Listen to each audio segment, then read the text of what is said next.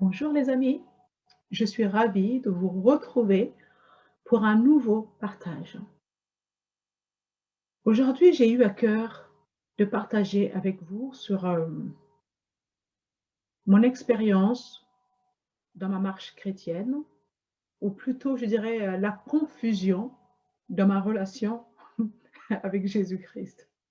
J'en rigole parce que maintenant que j'ai gagné un petit peu en maturité, je réalise combien euh, c'était difficile, ce fut difficile cette avancée avec Christ, à cause de la confusion qui régnait dans mon esprit et dans l'incompréhension de sa parole.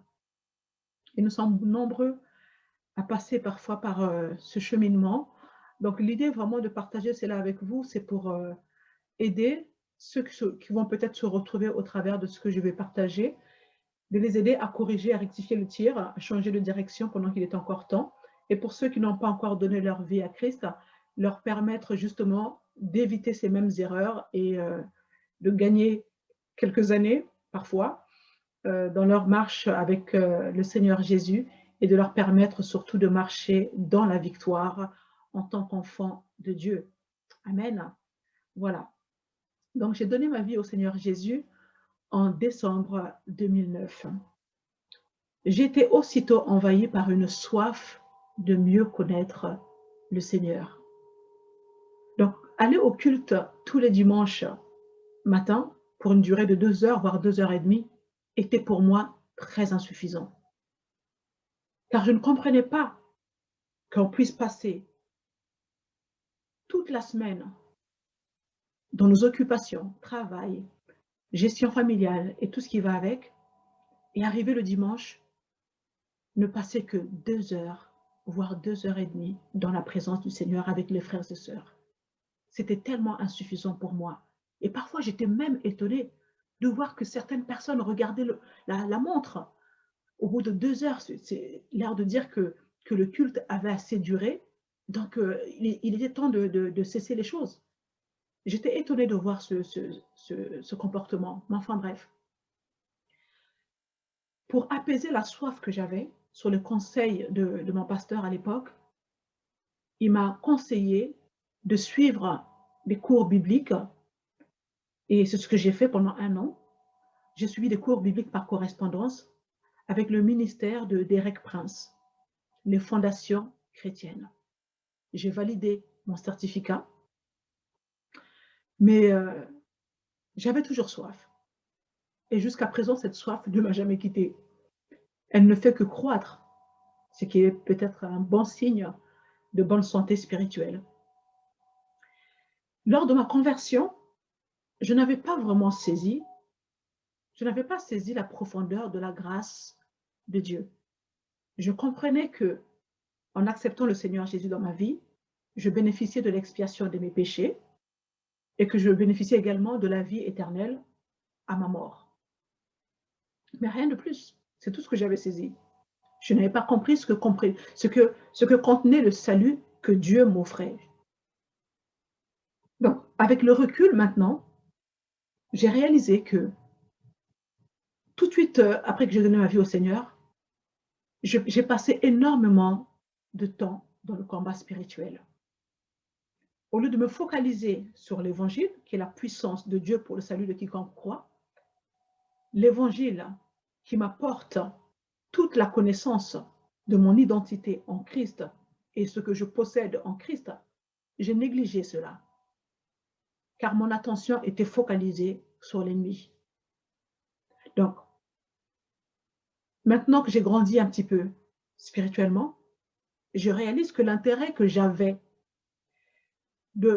pour apprendre les prières de combat spirituel, en réalité, était motivé par la crainte du diable, par les démons, par la sorcellerie, etc. Dans ma logique, puis je me préparais au combat spirituel, puis je serais capable de faire face à l'ennemi. Résultat, je passais plus de temps à essayer de comprendre comment Satan et ses agents fonctionnent, au lieu de passer du temps à connaître le Seigneur Jésus, qui lui a déjà vaincu Satan Et sachant que c'était en Jésus-Christ que j'avais ma liberté, sachant que tout ce que j'avais besoin était en Jésus-Christ, lui qui est le Dieu tout inclusif, au lieu de passer du temps avec lui, je passais mon temps à essayer de m'améliorer dans le combat spirituel. Voilà comment l'ignorance tue et donne de l'importance à Satan en lui attribuant une puissance qu'il n'a pas. Jean 8, 32 nous dit, vous connaîtrez la vérité et la vérité vous rendra libre. C'est la connaissance de l'évangile qui nous rend libres, qui nous permet de résister à Satan. Jacques 4, 7. Car quand vous connaissez la vérité, le mensonge perd toute sa force. Certes, nous venons, pour certaines d'entre nous, nous venons des familles où tout n'est pas rose.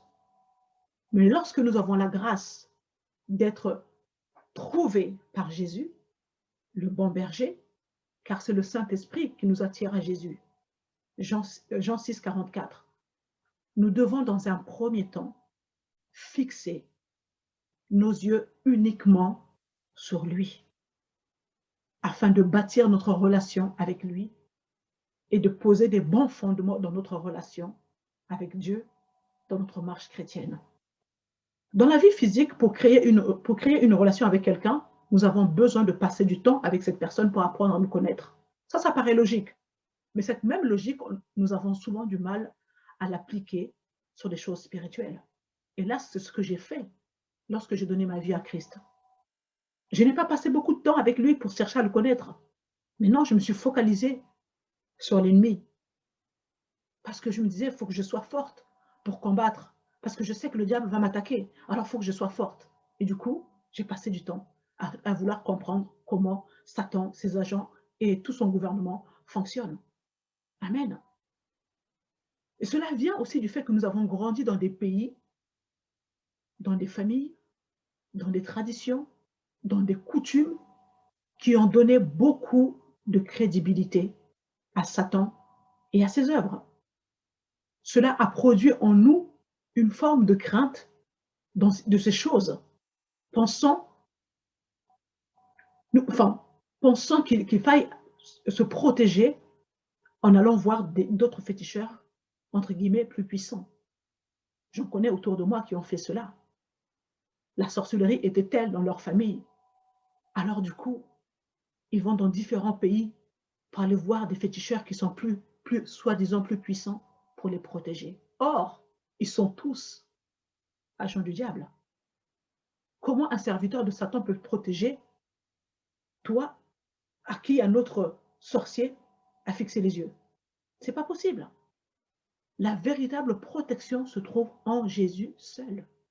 Lorsque nous lisons dans Jean 10, 29, Jésus dit, « Mon Père qui me les a donnés, donc en parlant de nous, est plus grand que tous, et personne ne peut les ravir de la main de mon Père. » Donc, lorsque nous sommes en Jésus-Christ, nul n'est capable de nous arracher entre les mains du Père. Personne. Donc, frères et sœurs, ne perds pas de temps à vouloir connaître le fonctionnement de l'ennemi de Dieu. À force de vouloir le connaître, on finit par lui céder la place dans notre vie. Et comme son arme redoutable, c'est la tromperie, il finit par te faire croire certaines choses, te faire ressentir certaines choses qui vont t'affecter, et puis lui donner un accès à ta vie. Et à partir du moment où il a cet accès, ben, il va tout faire pour te détruire, pour t'égorger, pour te voler. Jean 10, 10. Donc, au lieu de laisser le Seigneur me défendre, j'essayais de m'organiser au maximum pour pratiquer les combats spirituels. Lier, délier, invoquer le sang de Jésus sur moi, sur ma maison, sur ma famille.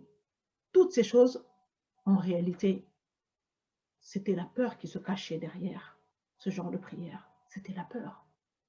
Parce que quand tu sais qui tu es en Christ, quand tu sais que le Dieu vivant, le Dieu créateur du ciel et de la terre, le Dieu tout-puissant, le maître de l'univers, celui-même qui a piétiné Satan, celui-là même qui a ridiculisé Satan, qui l'a dépouillé, que ce Dieu-là habite en toi. Pourquoi tu as besoin d'invoquer le sang de Jésus par-ci, par-là? Pourquoi tu as besoin de purifier telle pièce, de t'arriver à un endroit, il faut faire ceci, il faut chasser les esprits impurs. Mais tu es la lumière du monde. Quand tu arrives à un endroit, Satan doit dégager. Les démons doivent fuir. Christ est en toi. Mais malheureusement, quand tu ignores tout ça, tu restes à vouloir faire comme ce que je faisais avant. Développer le combat spirituel, pensant que cela suffisait pour faire fuir Satan. Et il devait bien rire. Alléluia. Oh Seigneur, je me suis épuisée à confesser ces prières, au point de perdre la voix. J'ai cumulé un manque de sommeil, ce qui donne bien évidemment un avantage à Satan, puisque plus tu es fatigué physiquement, spirituellement aussi, tu deviens faible. Donc par mes propres forces, j'ai fini par m'épuiser. Et à un moment donné, je me suis dit, mais jusqu'à quand ce rythme? Jusqu'à quand? Je me suis retrouvée à porter un fardeau qui était tellement lourd, qui pesait sur mes épaules. Et je me suis dit, mais comment, comment, comment est-ce que je vais finir avec tout ça? Je dois combattre pour moi, je dois combattre pour ma famille, je dois combattre pour mes enfants, etc. Je me suis vidée entièrement, à tel point que ma relation avec Jésus était devenue éphémère. Tout n'était que lutte au quotidien, frustration, aucun plaisir à prier, aucun plaisir à passer du temps dans la présence du Seigneur. Alors à un moment donné, je me suis dit, mais ce rythme est intenable. Je me refusais parfois de chanter certains chants qui étaient affichés au tableau dans l'église, car les paroles qui étaient affichées, qui étaient tirées de la Bible, ne reflétaient pas ce que je vivais. Alors je me posais la question, qu'est-ce qui ne va pas? Qu'est-ce qui ne tourne pas rond chez moi? Je voyais certaines personnes chanter, danser, sauter, crier de joie. Je me disais, mais ces personnes-là doivent certainement vivre ce qu'ils sont en train de lire au tableau. Alors je me disais, mais si moi je me mets à faire la même chose, en réalité, je suis une hypocrite. Parce que chanter, danser, sauter sur des paroles qui sont affichées, qui sont tirées de la Bible et qui ne reflètent pas ma réalité avec le Seigneur, je me suis dit, non, je n'ai pas à, à danser de la sorte. Amen. Le manque de connaissances te pousse à développer des prières qui te transforment en mendiant devant le Seigneur. Alors que nous disons que Jésus a tout accompli. Alors tu te demandes, mais s'il en est ainsi, pourquoi tant de lutte? Cet aspect de choses ne te donne même pas envie de parler de Christ à quelqu'un. Tellement que toi-même, tu luttes au quotidien dans ta relation avec Jésus. Pire encore, à l'extérieur, les gens te trouvent forte, entre guillemets, dans les choses de Dieu. Et souvent, une ou deux personnes vont venir te confier leur situation. Car à leurs yeux, tu es forte. C'est terrible, hein? Parce qu'au fond de toi-même, tu réalises combien ces personnes ont l'air plus fragiles que toi. Alors tu te dis, mais comment leur partager sur la grâce de Dieu? Tu n'as même pas envie de les emmener à Christ au vu de ce que tu expérimentes toi-même. Oh, mon peuple périt par manque de connaissance, nous dit le Seigneur. Osée 4, 6. C'est terrible. Tu aimes Dieu, tu as soif de Dieu, tu as faim de lui, tu veux le connaître. Tu as ce feu qui brûle en toi, ce désir dans le cœur de servir Dieu, d'être utile pour les autres, d'être utile pour Dieu. Tu fais tout pour mener une vie pieuse, mais cependant, tu constates que tu fais du surplace. Tu stagnes, tu n'avances pas. C'est une telle frustration. Ça te plombe le moral. Et tu te retrouves dans une relation avec Dieu qui est en dents de scie. Parfois, tu as une forme spirituelle extraordinaire. Waouh, tu loues le Seigneur, tu danses. Tu es vraiment dans un état mais euphorique. Oui, tu aimes Dieu, tu l'exprimes dans les chants, dans les danses, c'est génial. Et le lendemain, tu as la foi dans les chaussettes. si je peux me permettre de m'exprimer ainsi. Donc, c'est une relation en dents de scie. Il y a des moments où tu as une baisse de morale. Tu te dis, mais finalement, c'est quoi cette vie chrétienne? Mais au fond de toi, il y a une petite voix qui te dit, ne lâche pas. Tiens bon, persévère, ne laisse pas Satan gagner. Certaines situations te font pleurer, 1 heure, voire plus. Mais après, tu te dis, cesse de pleurer, lève-toi et combat. Alors tu continues, tu persévères. Frère, sœur, j'étais noyé dans un mélange de foi et de la loi. J'ai commencé avec Jésus par la foi et je voulais continuer par les œuvres de la loi. Galates 1, 6. Oh oui, par mes propres forces, je me basais sur ce que je faisais et non sur ce que Jésus a déjà fait pour moi. Terrible erreur. Je suppliais Dieu pour obtenir la guérison, la sagesse, l'intelligence, toutes ces choses qu'il a déjà mises à ma disposition dans mon esprit régénéré lors de ma nouvelle naissance. Chose que j'ai compris bien plus tard. On ne m'a vraiment jamais expliqué le changement qui se produisait dans une personne lors de la nouvelle naissance. Peut-être que cela a été survolé lors des enseignements que j'ai suivis, mais clairement, je n'ai pas saisi la profondeur de ce changement en moi. Que je devenais une nouvelle création qui n'a jamais existé auparavant, 2 Corinthiens 5, 17. Que mon esprit était scellé avec l'Esprit de Dieu, 1 Corinthiens 6, 17. Que je devenais semblable à Christ, 1 Jean 4, 17. Que la puissance qui a ressuscité Jésus-Christ d'entre les morts avait été déposée dans mon esprit né de nouveau. Que j'étais devenue justice de Dieu en Jésus-Christ, 2 Corinthiens 5, 21. Que j'étais désormais sainte, juste, digne devant le Seigneur. Que tout ce que Jésus avait acquis à la croix, le sozo, le salut, qui comprenait la guérison, le salut que comprend la guérison, la délivrance, la joie, la paix, la santé, la prospérité, etc. Toutes ces choses ont été déposées dans mon esprit né de nouveau. Que la foi était ma réponse positive à ce que Dieu a pourvu d'avance pour moi.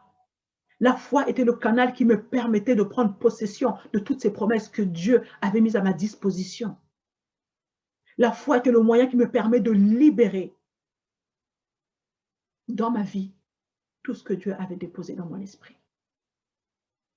Que j'ai été libérée de la puissance des ténèbres, car Dieu m'a transporté dans le royaume de son Fils bien-aimé. Colossiens 1, 13 à 14. Ce passage-là, je ne l'avais pas compris. Que Satan n'a plus de force, n'a plus d'emprise sur moi. J'ai été libérée de la puissance des ténèbres. Et on passe notre temps à lier les démons, à lier ceci. Mais tu ne fais plus partie de ces ténèbres. Tu n'es plus sous l'emprise de cette puissance. C'est terminé. Dieu t'a transporté ailleurs. Mais tu passes ton temps à lier des démons. Tu passes ton temps à faire ceci. Oh mon Dieu. Comme c'était compliqué de ne pas savoir toutes ces choses. Christ Jésus est devenu mon libérateur. 1 Corinthiens 1, verset 30. Je me suis épuisée à faire des prières de combat, alors que Satan n'avait plus d'emprise sur moi, sauf si je lui accordais un accès à ma vie au travers du péché et au travers de mon ignorance. Cette connaissance a changé complètement ma relation avec Dieu. Ma relation est beaucoup plus épanouissante avec le Seigneur. J'ai plus d'assurance lorsque je m'approche de Dieu. Hébreux 4, 16. Mon regard envers Satan et ses œuvres, ainsi qu'avec ses agents, a complètement changé. Je lis dans 1 Jean 4, 4, où le Seigneur me dit, je suis enfant de Dieu. Je lui appartiens et j'ai la victoire sur les prophètes de mensonges, car celui qui habite en moi est plus puissant que celui qui inspire ce monde. Alléluia. Ah, Jésus. Merveilleux tu es, Seigneur. Je sais qui je suis en Christ. Je sais ce que je possède en Christ. Je n'ai plus à trembler devant l'ennemi. Le diable est un menteur. Il est vaincu. Ah là là. Avant, je confessais certains versets comme si c'était des slogans du genre celui qui vit en moi est plus fort que celui qui est dans le monde. Ce n'est plus moi qui vis, c'est Christ qui vit au-dedans de moi. Ou encore Christ en moi, l'espérance de la gloire. Ah oui, tous ces versets sont puissants, mais à condition de saisir la révélation profonde de ces versets. Et ce n'était pas le cas pour moi lorsque je récitais tous ces versets. Alors, dans mon manque de révélation, malgré toute la récitation que j'avais de ces versets, lorsque Satan soufflait un petit vent dans ma vie, ah ben, j'oubliais tout de suite hein, que celui qui calme la tempête vit en moi. J'oubliais que Jésus est avec moi 24 heures sur 24, 7 jours sur 7, qu'il ne me laissera jamais, qu'il ne m'abandonnera jamais. Toutes ces choses, je les oubliais. Et parfois même lorsqu'on se retrouvait à l'église à chanter sur des chansons, Satan est sous mes pieds. Oh oui, Satan est sous mes pieds. Dans l'église, on se permet de chanter cela. Dans l'église, on se permet de piétiner, de dire oui, Satan est sous mes pieds. Eh bien, figure-toi, mon frère, ma soeur, il y avait des moments où j'avais l'impression qu'il n'était pas sous mes pieds, mais il était assis sur ma tête. Les difficultés étaient telles, le manque de foi était tel, le manque de connaissance était tel. Je vous assure que par moments, je me disais, mais non, il n'est pas sous mes pieds. Donc, quand je voyais ces paroles affichées au tableau, que les gens dansaient, dandinaient dans tous les sens, Satan est sous mes pieds. Ah non, il n'était pas sous mes pieds à ce moment-là. Il était bien assis sur ma tête. Oh, l'ignorance tue. L'ignorance te tue. Ce que tu ignores, c'est ce qui te tue. Frère, tu peux connaître la Bible par cœur. Cela ne fait pas trembler le diable. La parole est l'épée de l'esprit pour nous, enfants de Dieu. Et il nous faut apprendre à l'utiliser. Et c'est avec l'aide du Saint-Esprit que nous pouvons y parvenir. Sinon, nous allons échouer.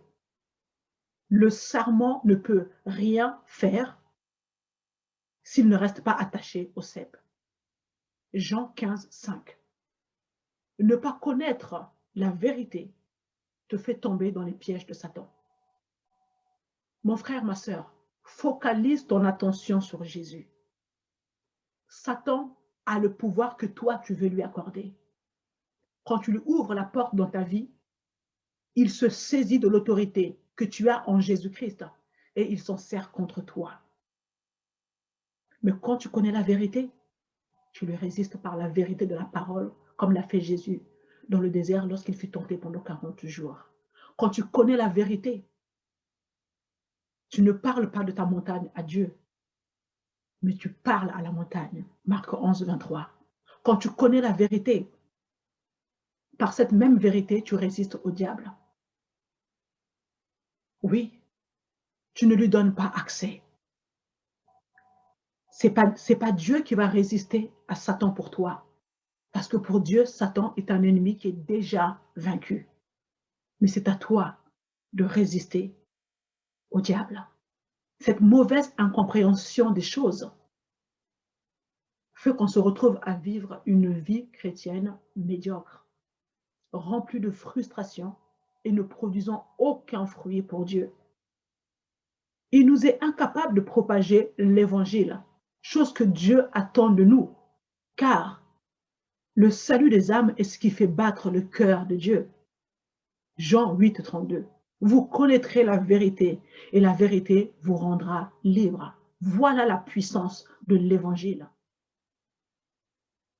En tant qu'enfant de Dieu, il nous faut connaître notre mode d'emploi, si je peux me permettre de parler ainsi.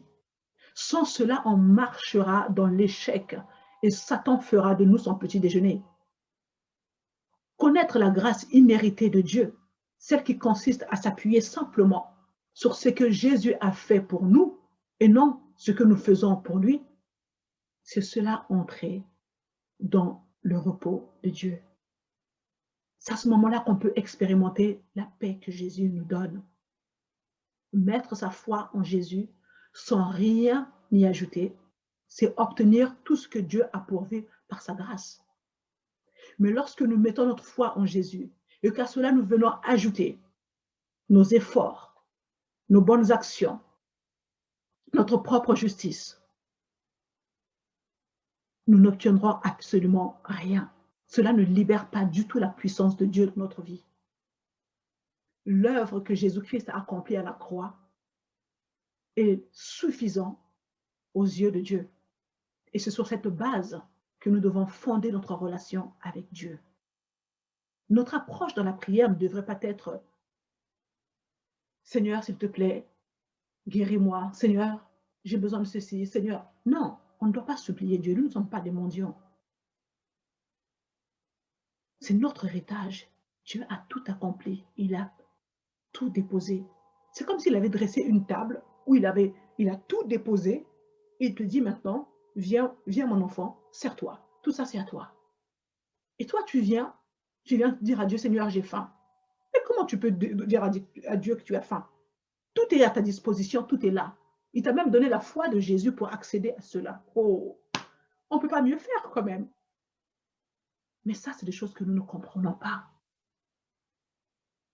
Donc, notre approche à Dieu, notre approche de Dieu devrait être, Père, je te remercie de ce que Jésus a déjà accompli ceci ou cela en fonction de notre situation. Par exemple, pour la guérison, je dirais, Père, je te remercie, car ta parole dit dans 1 Pierre 2, 24, que par le meurtrissure de Jésus-Christ, j'ai déjà été guéri. Je m'appuie sur cela et je déclare ma guérison au nom de Jésus-Christ. Et par la foi, je prends possession de cette guérison qui a été déposée dans mon esprit né de nouveau. Je libère cela dans mon âme, je libère cela dans mon corps, etc. Donc là, il s'agit maintenant de libérer ce que tu as déjà dans ton esprit régénéré. Et non de prier pour obtenir quelque chose que tu n'as pas. Tu n'as plus à faire ce genre de prière. Tu as déjà toutes choses dans ton esprit qui est né de nouveau. Nous lisons dans Hébreux 9, verset 12, je vais lire la parole. Jésus est entré une fois pour toutes dans le lieu très saint, non avec le sang des boucs et des veaux, mais avec son propre sang ayant obtenu une rédemption éternelle. Éphésiens 1, 3. Béni soit Dieu, le Père de notre Seigneur Jésus-Christ, qui nous a bénis de toutes sortes de bénédictions spirituelles dans les lieux célestes en Christ. Waouh! Dans la phrase, toutes sortes de bénédictions spirituelles dans le lieu céleste en Christ. La guérison aussi en fait partie, c'est là-dedans. C'est tout simplement glorieux. Frères et sœurs, passez du temps à lire les épîtres et découvrez votre identité en Christ et ce que vous possédez en lui. C'est très important pour marcher dans la victoire. Amen. J'espère que vraiment cela vous a édifié. Si vous n'avez pas encore invité le Seigneur Jésus dans votre vie, je vous invite à lire Romains 10, versets 9 à 10. Méditez ce passage qui dit, si tu confesses de la bouche le Seigneur Jésus et si tu crois dans ton cœur que Dieu l'a ressuscité des morts, tu seras sauvé. Car c'est en croyant du cœur que l'on parvient à la justice et c'est en confessant de la bouche qu'on parvient au salut. Prenez connaissance de la prière qui se trouve à la fin de cette vidéo et avec un cœur repentant, faites de Jésus votre Seigneur et Sauveur. Je vous dis à très bientôt. Vous êtes bénis en Jésus-Christ.